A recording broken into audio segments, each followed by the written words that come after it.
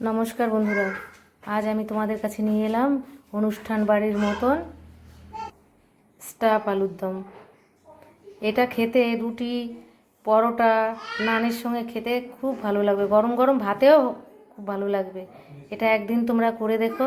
চলো আজ তাহলে তোমাদের সঙ্গে নিয়েই স্টাফ আলুর দমটা আমি শুরু করি। এবারে আলুগুলো আমি ছুলে নেব। আলুগুলো আমার সব ছোলা হয়ে গেছে, আমি ছুলে নিয়েছি। এবারে এই আলুগুলো একটু মাথার দিকটা এইভাবে কেটে নেব, এইভাবে কেটে নেব। কেটে নিয়ে আস্তে আস্তে আমি ঘুরিয়ে ঘুরিয়ে এই আলুর ভেতরে আলুগুলো বের করে নেব। আস্তে আস্তে করতে হবে কিন্তু, যাতে এটা ফুটো না হয়ে যায়।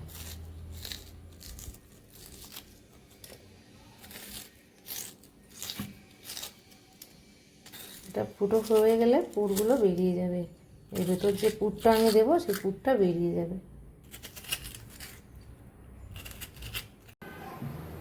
এই যে আলুগুলোর থেকে আমি ভেতরের আলুগুলো সব বের করে নিয়েছি।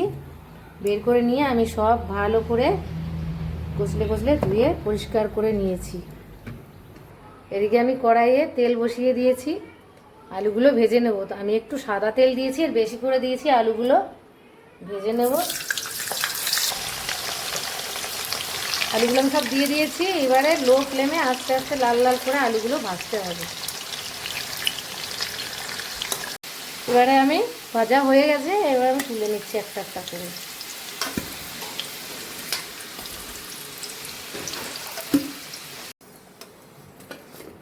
ভাজা হয়েছে, এবার আমি তুলে নিয়েছি সব। আলুটা ঠান্ডা হতে থাক, এবার আমি স্টাফটা বানিয়ে নিই। তার জন্য একটা গ্রেটার নিয়েছি, গ্রেটারটা দিয়ে আমি গ্রেটার করে নেব। গ্রেটার করা আমার হয়ে গেল। এবারে আমি কিছু উপকরণ মিশিয়ে নেব। প্রথমে দিয়ে দেবো কিছু কাজু বাদাম, আমি ছোট ছোট করে নিয়েছি কাজু বাদামটা। তারপর কিছু কিশমিশ কেটে নিয়েছি, কিশমিশটা। 3-4টে কাঁচা লঙ্কা কুচিয়ে নিয়েছি। দিয়ে দেবো কিছু ধনে পাতা। এখানে আছে কিছু শুকনো উপকরণ আমার ভেজে নেওয়া, জিরের গুঁড়ি, ধনিয়া আর কিছু মৌরি একসঙ্গে আমি পেস্ট করে নিয়েছি। দিয়ে দেবো লবণ, দিয়ে দিচ্ছি একটু চিনি, দিয়ে দিচ্ছি একটু ঘি। এবারে স্টাফটা আমি তৈরি করে ফেলি।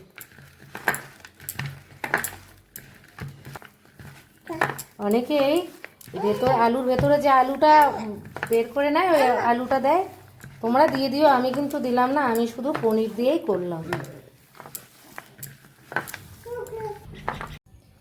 এই যে আস্তে আস্তে ভরতে হবে, আর ফেটে না যায়।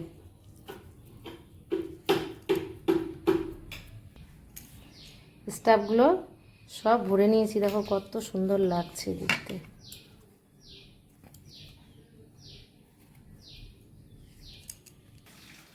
আমি একটা এবারে বোল নিয়েছি, এতে আমি কিছু মশলা রেডি করব।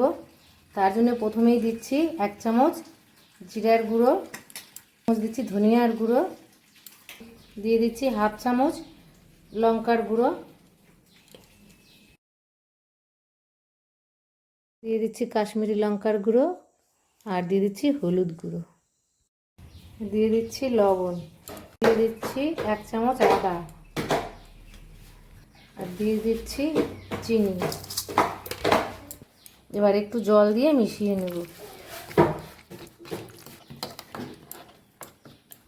এবার আমি ফোড়নের জন্য নিয়েছি সাদা জিরে, দারচিনি, লবঙ্গ, আর একটা শুকনো লঙ্কা, আর নিচে একটা তেজপাতা। এবারে ফোড়নটা আমি দিয়ে দেবো। দিয়ে দেবো যে মশলাটা রেডি করেছি, মশলাটা দিয়ে দেবো। বাটি ধোয়া জলটা, একটা টমেটো আমি পেস্ট করে নিয়েছি, টমেটোটা দিয়ে দেবো।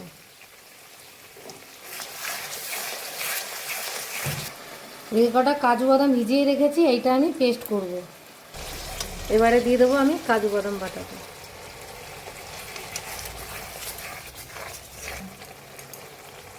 মিক্সির জারটা ধুয়ে দিয়ে দিলাম। এবারে দিয়ে দেবো টক দই। এবার আস্তে আস্তে নাড়তে হবে যাতে তলায় লেগে না যায়। আমার মশলাটা কষানো হয়ে গেছে। আমি 3 কাপের মতো জল গরম করেছি, আমি সেইটা দিয়ে দিচ্ছি। ঝোলটা ফুটে উঠেছে। এবার আমি একটা একটা করে আলুগুলো দিয়ে দেবো, পুর ভরা আলুগুলো সব দিয়ে দেবো।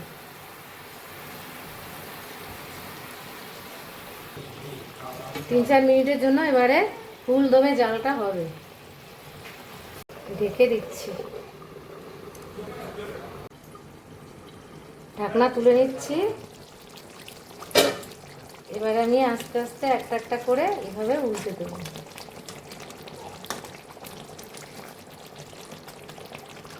সব আমার উল্টানো হয়ে গেছে। আমার হয়ে গেছে স্টাফ আলুর দম, আমার হয়ে গেছে। আমি হালকা গরম মশলা ছিটিয়ে দিচ্ছি। এবারে আমার হয়ে গেছে স্টাফ আলুর দম, আমি সব উঠিয়ে নিচ্ছি। একটারও পুর কিন্তু এদিক ওদিক হয়নি। এই দেখো পুরগুলো কত সুন্দর আছে।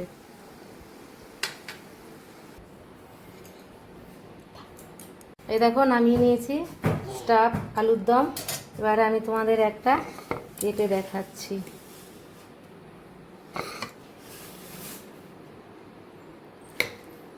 দেখো কত সুন্দর, দেখো কত সুন্দর লাগছে।